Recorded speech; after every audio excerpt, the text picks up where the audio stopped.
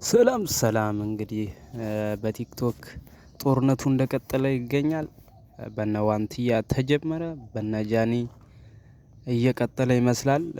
እንግዲህ እንዳያችሁት በነ ጆን ዳንኤል በነ ጃኒ ጦርነቱ እየተፋፋመ ይገኛል። እሱ ምንድነው? እኔ አንድ የታዘብኩት ነገር ጆን ዳንኤል እስር ቤት ገብቶ ወጥቶ ነበረ። እኔ በሚያደርጋቸው በጎ ስራዎች በጣም ታርሞ የወጣ ይመስለኝ ነበረ። ግን እኔ ስታዘበው በአሁኑ ሰዓት በኢትዮጵያ ላይ በጣም ተወዳጅነትን እያተረፈ ይገኝ የነበረው አዶናይ ነው። እና ይሄ ልጅ ከዛ ሲወጣ በጣም ቀንቷል። አንደኛ ልዩዋ ማለትም ጃኒ ማለት ነው በአዶናይ ተነጥቆ ነው ያገኘው።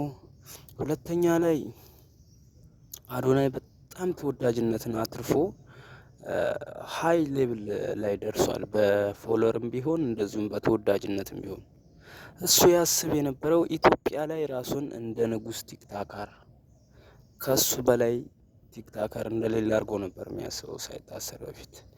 የዚህ መገለጫ የሆኑት ምንድን ናቸው? እኔ እንደራሴ እይታ ነው። እኔ አሁን የጃኒን የቲክቶክ ፎሎወር ስላዘጋባት ሳይሆን እንዳልኳችሁ እኔ እከታተላለሁ ቲክቶክ እንደዚህ ዋያቸዋለሁ እና ላይቭ ላይ የተለያዩ ጌመሮች አሉ ሲጫወቱ የሆነ በሆነ ነገር ተጣልተው ከተገናኙ ከዚህ ልጅ ጋር ማለትም ከጆን ዳንኤል ጋር ማለት ነው። እንግዲህ ቲክታካችሁን አዘጋለሁ ሂዱ ሪፖርት አድርጉ ሂዱ ሪፖርት አድርጉ ነው የሚለው። በቃ ከሱ በላይ ሰው ያለ አይመስለውም። እና በዚህ ልዩ ያን ያህል አይመቸኝም ማለት ነው። እና የሆነ ሰዓት ላይ አስታውሳለሁ አዶናይ ድንቅ ንግግር ተናግረዋል። የኢትዮጵያ ቲክቶከሮች በጋራ ሰርቶ ማደግ ደስ አይላቸውም፣ ምቀኛና ቅናተኛ ናቸው ይል ነበር። በትክክል ነው የተናገረው። እና አንደኛው ዋነኛው የቅናተኛ ጠንሳሽ ቢኖር ይህ ልጅ ነው ብዬ ነው የማስበው። በጣም ቅናተኛ ነው። ከሱ በላይ ሰው እንዲወጣ አይፈልግም። እንደዚሁም እሱ ራሱን የቲክታክ ንጉስ አርጎ ነው የሚያየው። እና ማለት አሁን እኔ እሱን እንደዚህ እየወቀስኩት ያለሁት እሱ ጥፋተኛ ነው እነ ጃኒ ጥፋተኛ አይደሉም ብዬ አይደለም እኔ እየተናገርኩ ያለሁት። አንደኛዋ ቅናተኛ በጣም መጥፎ ልጅ ብትኖርም ጃኒ ናት። ነገር ግን ከሷ በበለጠ ነው ይሄ ሰውዬ። እንግዲህ ወደ ሰሞኑ ግብ ስንመጣ ይሄን ሁሉ ተደርጎ እሱ እስር ቤት በነበረ ሰዓት በቲክቶክ ፎሎወርም በተወዳጅነትም በልጦት ስለነበረ እኔ እንደሚመስለኝ ነው ቁጭት ያድርበትና በምን ልበቀላቸው ብሎ ስላሰበ ይችልኝ እንግዲህ ያጠምዳታል። ቀናትም ቢኖርባት እንግዲህ ጃኒ ማለት የዋህ ናት እና የሆነ ነገር ይላታል። መቼም የሆነ ነገር ሳያሳያት በፍጹም 100% ነግራቸዋለሁ።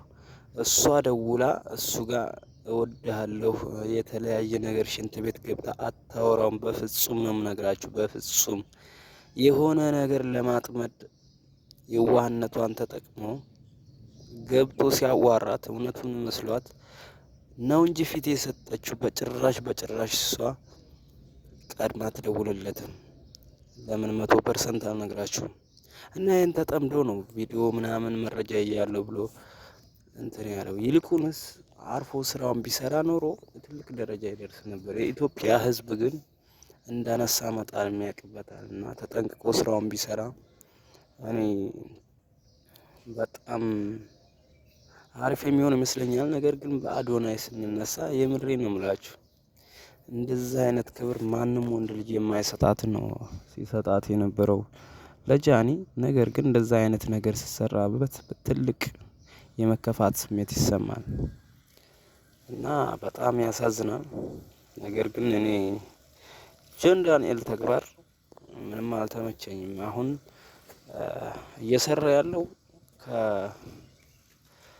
ከፉክክር ነው።